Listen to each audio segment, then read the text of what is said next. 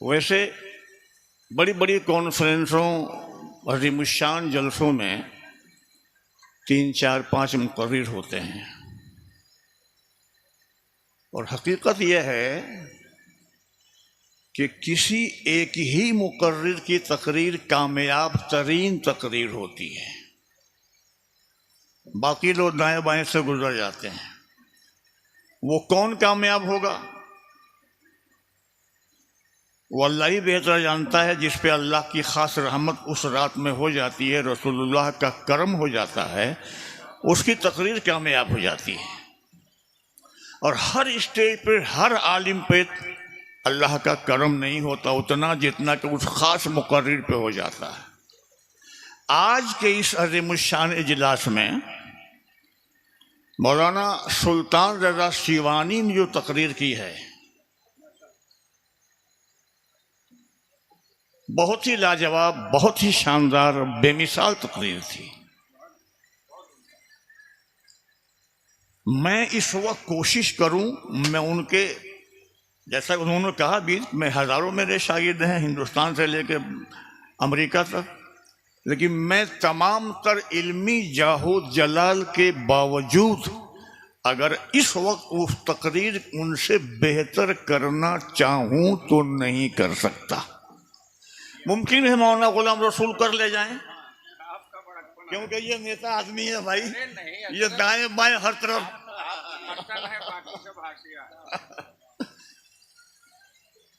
मौलाना सुल्तान रज़ा की बहुत ही शानदार तकरीर हुई है, बहुत ही उम्दा तकरीर, ईमान अफरोज, दिल को रोशन और मुनव्वर कर देने वाली तकरीर, मुआशरा और समाज और सोसाइटी की इस्लाह करने वाली तकरीर।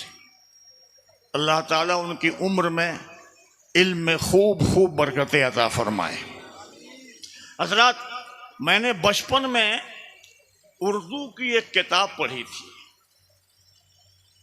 जिसमें लिखा था अलिफ से आम,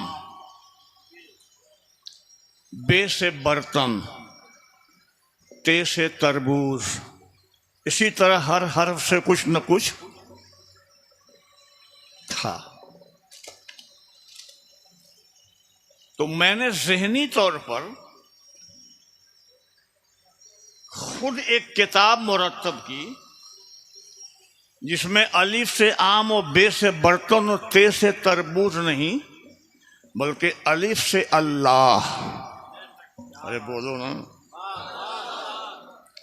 बे से बिस्मिल्लाह, इस तरह अलिफ से लेकर के या तक हर हर्फ के मैंने एक लफ्ज़ इस्तेमाल किया था। आज वो अपना कायदा जो ज़हनी मैंने मुरत्तब किया था वो मैं आपको सुनाना नहीं चाहता, लेकिन मैं ये ज़रूर बताना चाहता हूँ, आज एक नया कायदा आपको बताना चाहता हूँ। आज मैं आपको ईमान का कायदा पढ़ाना चाहता हूँ। पढ़ेंगे ईमान का कायदा? कायदा पढ़ेंगे आप मुझे बतावें कि ईमान में कितने हर्फ हैं? अरे बोलो भाई। 5। किसने कहा 4? अरे हाफिज जी हैं, मौलाना शादी है। ईमान में कुल कितने हुरूफ हैं? 5। पहला हर्फ अलिफ, दूसरा हर्फ ये, तीसरा हर्फ मीम, चौथा हर्फ फिर अलिफ और 5वां हर्फ नून। आपने भी कायदा पढ़ा होगा अलिफ से आम, बे से बर्तन वगैरह वगैरह। आज मैं ये बताना चाहता हूं कि ईमान में जो पहला हर्फ अलिफ है उससे क्या मुराद है, ईमान में जो दूसरा हर्फ या है उसका क्या मतलब है, और ईमान में जो तीसरा हर्फ मीम है वो किधर इशारा कर रहा है। उसका क्या मफहूम है। और ईमान में जो चौथा हर्फ अलिफ है वो किधर इशारा कर रहा है, और ईमान में जो पांचवा हर्फ नून है वो हमें क्या समझा रहा है। ये ईमान का कायदा मुझे याद आ रहा है कि आज के 40-42 साल पहले जब मैं जवान था, 30-32 साल की उम्र मेरी थी, तो दारुल उलूम गौसिया मुकेरी टोला के जलसे में मुझे बुलाया गया था फैज़ाबाद से, और मैंने इसी पर तकरीर 3 घंटा किया था। जवानी थी, जवानी, इल्म भी जवान था, मैं भी जवान था। 3 घंटा मैंने तकरीर की थी, और इसी तरह इससे भी ज़्यादा मजमा था वहाँ पे, और पूरा मजमा खामोशी के साथ तकरीर सुनता रहा। तो हम लोग मुदर्रिस हैं, पढ़ाने वाले, जिस बात को चाहें 1 मिनट की बात को 1 घंटा में बता दें, और 1 घंटा में जो बात बताई जा सकती है उसको 1 मिनट में बता दें। हम लोग कूजा में समंदर भी समो देते हैं और कतरा को दरिया भी बना देते हैं। क्यों? ये फन होता है। कतरा को दरिया बना दिया जाए और जरूरत पड़े तो समंदर को एक प्याले में समेट दिया जाए। तो ये 5 हर्फ जो मैंने बताए, अलिफ या मीम अलिफ नून, अगर मैं चाहूं तो सिर्फ 5 मिनट में बता दूं, और अगर चाहूं तो इन 5 हर्फों की तफसील तशरीह में करूं तो 5 घंटा नहीं, 5 दिन नहीं, 5 महीने लगेंगे लगातार बोलूंगा तो। लेकिन मैं 5 दिन और 5 महीने और 5 घंटा की बात नहीं, बस चंद मिनटों की बात है। आप मोहब्बत से दरूद शरीफ पढ़िए तो मैं अर्ज करूं, अल्लाहुम्मा सल्ली अला सय्यदिना व शफीना व नबीना व मौलाना मुहम्मद मादनिल जूद वल करम मंबइल इल्म वल हिल्म वल हिकम व आलिहि व सहाबिहि व बारिक व सल्लिम। आयत करीमा का टुकड़ा मैंने पढ़ा। अल्लाह पाक फरमाता है, या अय्युहल्लज़ीना आमनू आमिनू, ए ईमान वालो ईमान लाओ।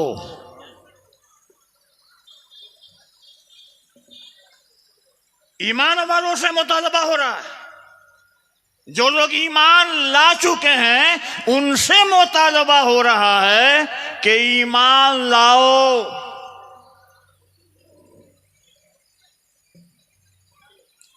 तफसील में जाने से वक्त ज्यादा हो जाएगा। अब आप सुनिए, पहले हर्फ ईमान में पहला हर्फ है अलिफ। ईमान लाने का मतलब क्या है? ईमान ले आने का मतलब क्या है? तो पहला हर्फ है अलिफ। अलिफ से मुराद है इकरार, अल्लाह की वहदानियत और मुस्तफ़ा की रिसालत का ज़बान से इकरार करना, यानी कलमे तैयबा ला इलाहा, बुलंद आवाज़ से पढ़िए, ला इलाहा इल्लल्लाहु मुहम्मदुर रसूलुल्लाह, ज़बान से ये पढ़ना।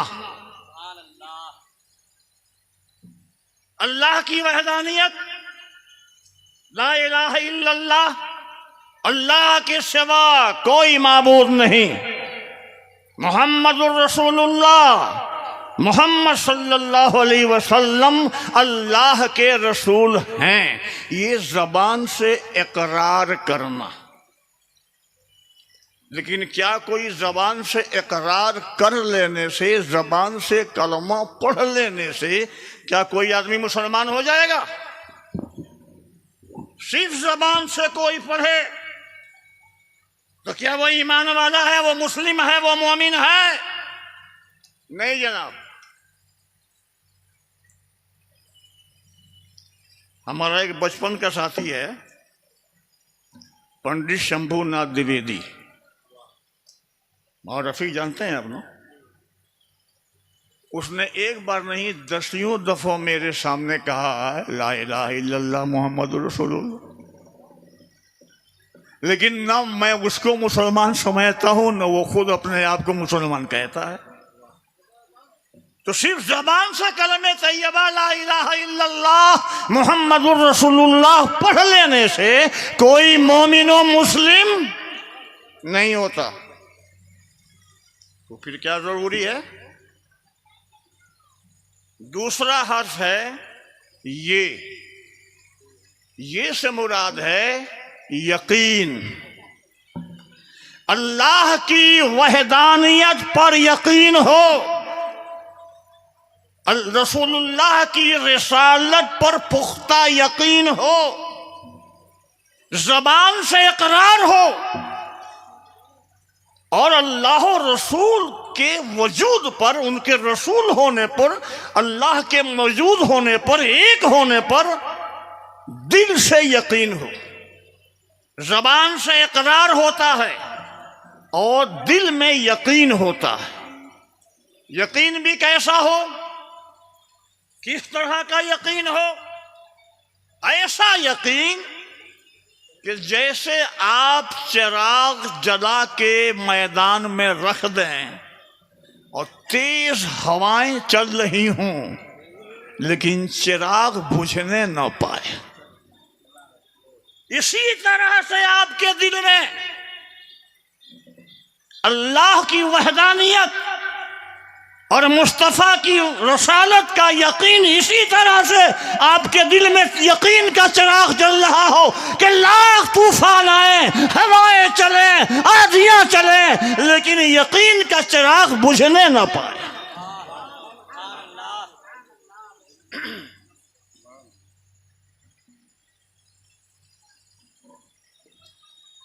तीसरा हर्फ मीम। वाज़ेह रहे कि यहां पर ईमान का मफहूम, अब आप ईमान वाले हो गए, लेकिन उसका एक जुज़ है कि जब तक वो जुज़ उससे मिलेगा नहीं ईमान कामिल नहीं होगा। वो तीसरा हर्फ है मीम।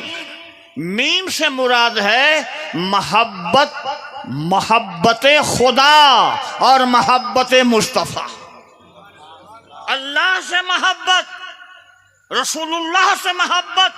जिस अल्लाह का इकरार आपने अपनी जबान से किया, जिस अल्लाह की वहदानियत का यकीन आपने अपने दिल में किया, जिस रसूलुल्लाह की रसूलत का रसूल होने का इकरार आपने अपनी जबान से किया और जिसके रसूल होने का यकीन आपने अपने दिल में रखा, उसी से मोहब्बत, उसी अल्लाह से मोहब्बत, उसी रसूल से मोहब्बत होगी, तब आपका ईमान मुकम्मल होगा।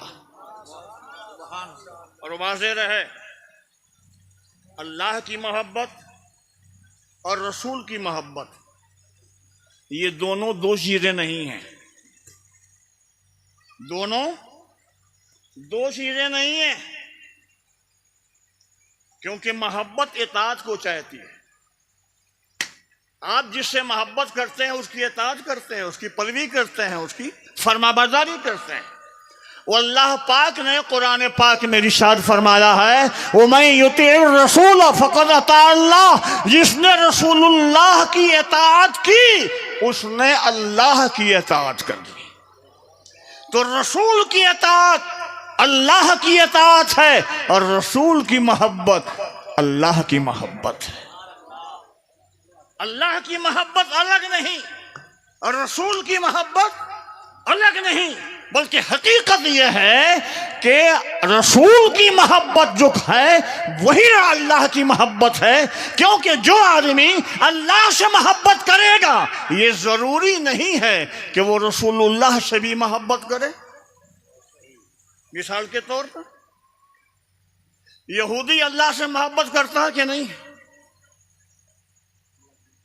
साहिब किताब है, करता है। ईसाई अल्लाह से मोहब्बत करता है कि नहीं? करता है। तो क्या ईसाई मुसलमान भी है, यहूदी मुसलमान भी है? मालूम यह हुआ कि अल्लाह से जो मोहब्बत करेगा वो रसूलुल्लाह से मोहब्बत करे ये जरूरी नहीं है, लेकिन जो रसूलुल्लाह से मोहब्बत करेगा वो अल्लाह से मोहब्बत जरूर करेगा, क्योंकि वो रसूलुल्लाह से मोहब्बत कर रहा है, यानी अल्लाह के रसूल से मोहब्बत कर रहा है। तो जो अल्लाह के रसूल से मोहब्बत करेगा वो अल्लाह से भी मोहब्बत करेगा।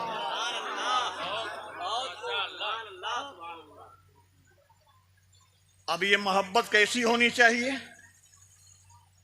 रसूलुल्लाह से मोहब्बत कितनी होती है, कितनी होनी चाहिए? बुखारी शरीफ के एक हदीस सुन लीजिए, बात खत्म कर लीजिए।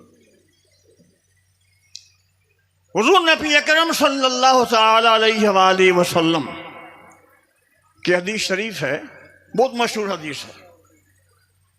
जिन मौलवी लोगों ने बुखारी शरीफ नहीं पढ़ा है ना, वो भी जानते हैं इसको, इस हदीस को वो भी जानते हैं, और पब्लिक ने भी सुन सुन के जान लिया है। अल्लाह के रसूल सल्लल्लाहु अलैहि वसल्लम इरशाद फरमाते हैं, ला युमिनु अहदुकुम, तुम में का कोई भी मोमिन नहीं। सुन लो कलमा पढ़ने वालों,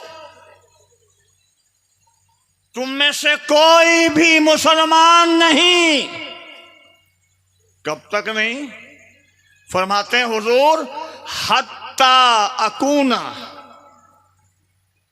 अहब्बा इलैहि, यहां तक के मैं उसके नजदीक महबूब तरीन हो जाऊं, मिन वालिदिही व वलदिही वन्नास अजमईन, उसके माँ बाप से, उसकी औलाद से, उसकी बीवी बच्चों से, उसके दोस्त अहबाब से, उसके इज्जा करबा से, उसकी दौलत से, उसकी इज्जत से, उसकी हुर्मत से, दुनिया की हर चीज से ज्यादा जब तक मुझसे मोहब्बत नहीं करोगे तुम मुसलमान नहीं हो सकते।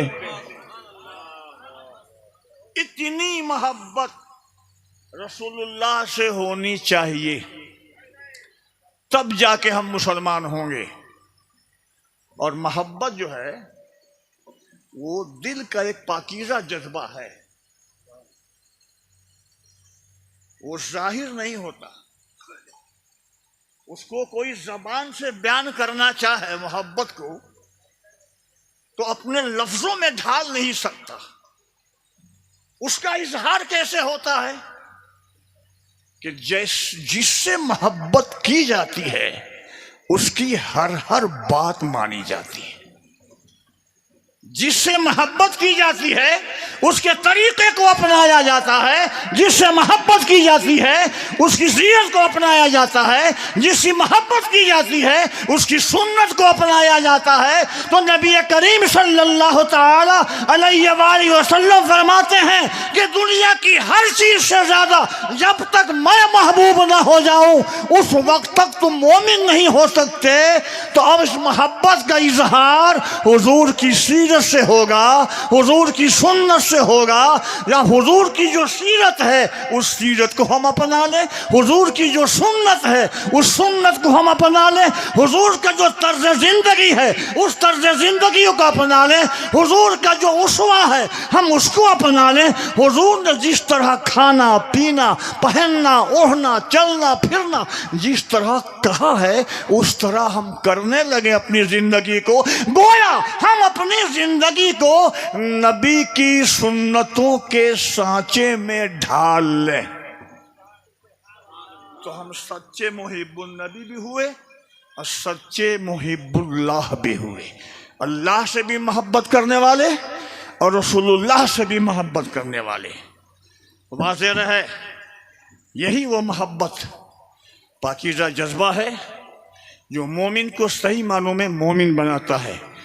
अगर ये जज्बा नहीं है तो हम कुछ और तो हो सकते हैं, मोमिन नहीं हो सकते। अस्सलामु अलैकुम व रहमतुल्लाह।